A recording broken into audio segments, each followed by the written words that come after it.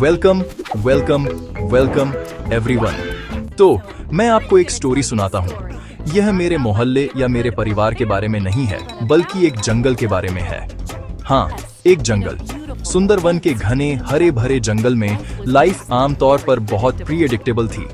Monkeys बातें करते थे, बर्ड्स गाते थे और शेरुद लायन अपनी रॉयल नैप लेता था। लेकिन एक दिन भोलू एलिफेंट के दिमाग में एक आइडिया आया। भोलू, आप जानते हैं, वह थोड़ा पार्टी एनिमल था। उसने सोचा, यहाँ सब कुछ इतना सीरियस क्यों है, हम बस थोड़ा फन क्यों नहीं कर सकते। उसने डिसाइड किया कि जंगल को एक पार्टी की जरूरत है, एक बड़ी ग्रैंड अनफॉरगेटेबल पार्टी जहां सब लोग बस मस्ती कर सकें और अच्छा टाइम गुजार सकें। उसे म्यूजिक, डांस और बहुत सारी हंसी चाहिए थी। तो भोलू ने एक बहुत बड़ा अनाउंसमेंट किया। वह सबसे ऊंची पहाड़ी पर खड़ा हुआ, एक गहरी सांस ली और एक ऐसी तेज ट्रम्पेट साउंड निकाली कि सोते हुए बियर भी जाग गए और बोले, क्या यह मॉर्निंग अलार्म अभी बज गया है। उसने डिक्लेयर किया, सुनो मेरे प्यारे जंगल फ्रेंड्स, इस सैटरडे हमारी अब तक की सबसे बड़ी पार्टी है, जंगल मिंगल नाइट। सबको इनविटेशन है। खबर जंगल की आग की तरह फैल गई। मंकीज पेड़ से पेड़ पर झूलते हुए चिल्लाने लगे, पार्टी पार्टी। रैबिट्स इधर उधर कूदते हुए हर बिल और झाड़ी को बताने लगे। यहाँ तक कि स्लो मूविंग टर्टल्स को भी अगले दिन तक मैसेज मिल गया। पूरा जंगल एक ऐसी एक्साइटमेंट से गुलजार था जो उसने सालों से महसूस नहीं की थी। अब आप शायद सोच रहे होंगे, डीजे कौन होगा। एक पार्टी को डीजे की जरूरत होती है ना। भोलू के पास एक जीनियस आइडिया था। जंगल में सबसे तेज दहाड़ किसकी है, सबसे कमांडिंग प्रेजेंस किसकी है, और कोई नहीं बल्कि शेरू द लायन। पहले तो सब डर गए। शेरू द लायन डीजे, क्या वह म्यूजिक बजाएगा या बस हम पर दहाड़ेगा। एक छोटी डियर ने फुसफुसाया। लेकिन भोलू शेरू के पास गया और बोला, किंग, आप जंगल के किंग हैं, आप पार्टी के किंग क्यों नहीं बन जाते, आप हमारे डीजे होंगे। शेरू, जो चुपके से दिन भर दहाड़ने और सोने से बोर हो गया था, उसे यह आइडिया पसंद आया। उसने सोचा, डीजे शेरू, इसमें एक अच्छी रिंग है। एक्साइटमेंट अपने पीक पर थी। हर एनिमल सोचने लगा कि वे क्या पहनेंगे और कैसे डांस करेंगे। पीकॉक्स ने अपने फेदर शेकिंग मूव्स की प्रैक्टिस शुरू कर दी। उन्हें यकीन था कि वे बेस्ट डांसर अवार्ड जीतेंगे, भले ही ऐसा कोई अवार्ड मौजूद नहीं था। पैरट्स ने नए गाने बनाना शुरू कर दिया, ज्यादातर दूसरे बर्ड्स के बारे में गॉसिप, लेकिन वे इसे क्रिएटिव सॉन्ग राइटिंग कहते थे। जंगल अब सिर्फ सर्वाइवल की जगह नहीं था, यह एक विशाल ओपन एयर पार्टी वेन्यू में बदल रहा था। सब लोग सैटरडे नाइट का इंतजार कर रहे थे, एक ऐसी रात जो पागलपन, म्यूजिक और बहुत सारे फन से भरी होने वाली थी।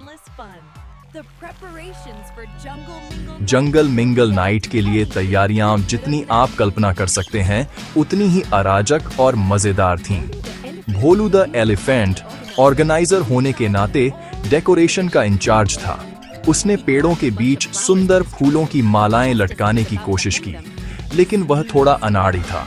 वह अपनी सूंड से फूलों का एक गुच्छा पकड़ता और जैसे ही वह उन्हें लटकाने वाला होता, उसे छींक आ जाती, अच्छू, और सारे फूल चारों ओर उड़ जाते, नीचे छोटे खरगोशों पर बौछार करते, जिन्हें लगता था कि यह जादुई फूलों की बारिश है। वे उसमें नाचने लगे, भोलू के असफल प्रयासों से पूरी तरह अनजान। यह एक मूवी सीन जैसा था, लेकिन एक बहुत ही छींकने वाले हाथी के साथ। इस बीच मंकीज की एक टीम शरारती चीकू के नेतृत्व में खाने की इंचार्ज थी।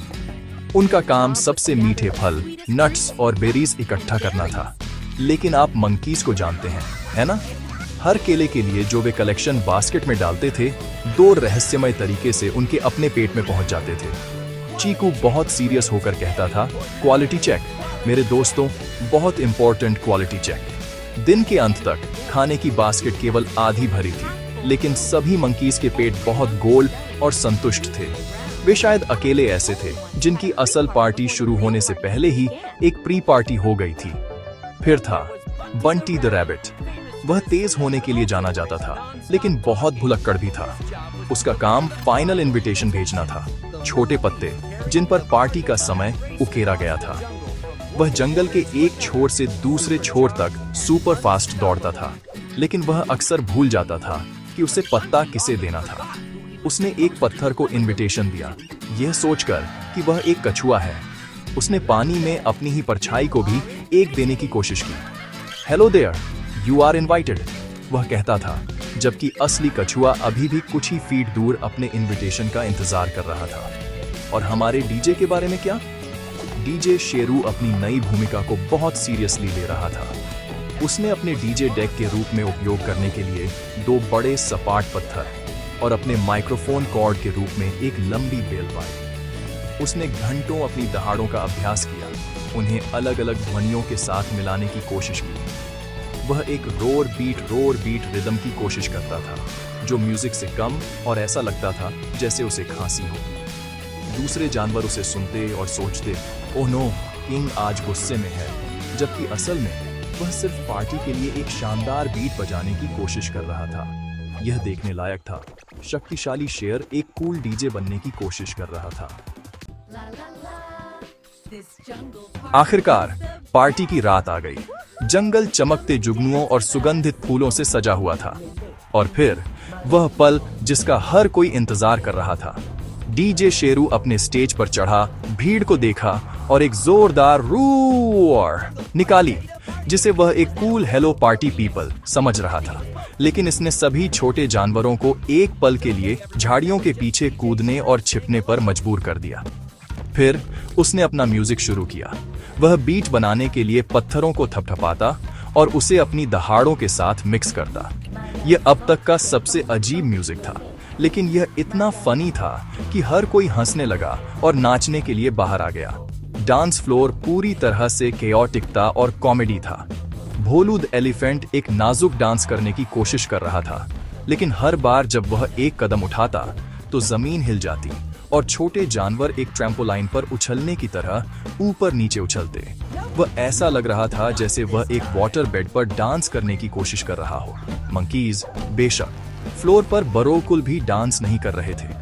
वे डांस फ्लोर के ऊपर पेड़ों की शाखाओं से उल्टे लटके हुए थे, अपनी पूंछों को बीट पर झूल रहे थे। वे इसे एंटी ग्रेविटी डांस स्टाइल कहते थे। यह डांस कम और एक एक्रोबेटिक शो ज्यादा था।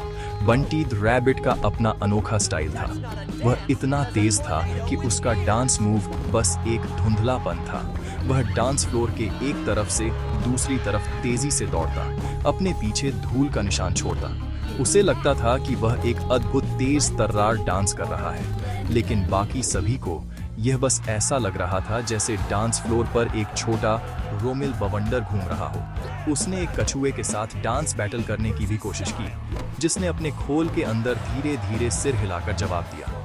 कछुए ने बाद में दावा किया कि वह जीत गया क्योंकि उसके मूव्स अधिक सूक्ष्म और भावपूर्ण थे। और फैशन कुछ और ही था। पीकॉक्स अपने पंखों को फैलाकर आए, जिससे उन्होंने आधे डांस फ्लोर पर कब्जा कर लिया। आप उनके पास से गुजर नहीं सकते थे। एक पोर्क्यूपाइन ने अपने क्विल्स पर चमकते मशरूम पहनने का फैसला किया, जिससे वह एक चलता फिरता नुकीला डिस्को बॉल जैसा लग रहा था। यह एक शानदार लुक था, जब तक उसने एक बियर के साथ डांस करने की कोशिश नहीं की और बियर चिल्लाया, ऑच, आपका स्टाइल मेरे लिए बहुत शार्प है। पार्टी भयानक डांस, अजीब म्यूजिक और प्रफुल्लित करने वाले आउटफिट्स का एक सुंदर गड़बड़ थी और हर कोई अपने जीवन का सबसे अच्छा समय बिता रहा था। जैसे जैसे रात बढ़ती गई, कुछ मैजिकल हुआ। एनिमल्स जो आमतौर पर अपने अपने ग्रुप्स में रहते थे, आपस में घुलने मिलने लगे। एक छोटी माउस जो हमेशा स्नेक्स से डरती थी, खुद को एक पाइथन के बगल में नाचते हुए पाया जो अपने शरीर से वेव करने की कोशिश कर रहा था। पाइथन उसे खाने की कोशिश नहीं कर रहा था, वह बस म्यूजिक का आनंद ले रहा था।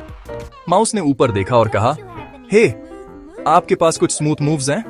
पाइथन ने जवाब दिया, थैंक्स, आप भी इतने छोटे होकर बुरे डांसर नहीं हैं। यह एक छोटा पल था, लेकिन जंगल रिलेशंस के लिए यह एक बड़ा कदम था। वहां बहुत सारी फनी छोटी मोटी घटनाएं हुई। एक पॉइंट पर चीकू द मंकी ने डीजे शेरू को रिकॉर्ड्स स्क्रैच करना सिखाने की कोशिश की। वह स्टोन डेस्क पर कूद गया और अपने हाथों से उन्हें स्क्रैच करने लगा, जिससे एक भयानक चीखने की आवाज निकली। शेरू द लायन दहाड़ा, गुस्से में नहीं बल्कि हंसी में। किड, तुम मेरी बीट खराब कर रहे हो, वह हंसते हुए बोला। भोलू द एलिफेंट ने एक कोंगा लाइन शुरू करने की कोशिश की, लेकिन वह इतना बड़ा था कि लाइन बस वह और एक छोटा खरगोश उसकी पूंछ पकड़े हुए थे, उसके पीछे एक छोटे झंडे की तरह उड़ रहे थे। जैसे ही सूरज निकलने लगा, म्यूजिक धीमा हो गया। डीजे शेरू ने एक धीमी जेंटल बीट बजाई। रात भर नाचने से थके हुए सभी एनिमल्स एक साथ बैठ गए। लायन डियर के साथ बैठा, एलिफेंट मंकीज के साथ, वुल्फ शीप के साथ। वे सब बस एनिमल्स थे, थके हुए और खुश। उन्हें एहसास हुआ कि उनके बीच जितना वे सोचते थे उससे कहीं ज्यादा कॉमन था। वे सभी हंसना पसंद करते थे, वे सभी डांस करना पसंद करते थे, भले ही खराब तरीके से, और वे सभी अपने सुंदर जंगल होम में रहना पसंद करते थे। पार्टी ने उनके सभी डर और पूर्वाग्रहों को धो दिया था। अंत में जंगल मिंगल नाइट एक लेजेंडरी इवेंट बन गई। भोलू के साधारण आइडिया ने सभी को एक साथ ला दिया था। एनिमल्स ने उस रात एक वैल्यूएबल लेसन सीखा। इससे कोई फर्क नहीं पड़ता कि आप बड़े हैं या छोटे, एक प्रीडेटर हैं या प्रे। क्या मायने रखता है दोस्ती और सद्भाव में एक साथ रहना। जंगल अभी भी एक जंगल था, लेकिन अब यह एक फ्रेंडली, खुशहाल जगह थी, और वे सभी हर साल एक पार्टी करने पर सहमत हुए, डीजे शेरू के साथ डेक्स पर, क्योंकि लाइफ तब बेहतर होती है जब आप इसे दोस्तों के साथ शेयर करते हैं और इसमें थोड़ा म्यूजिक और बहुत सारा सिली डांस जोड़ते हैं।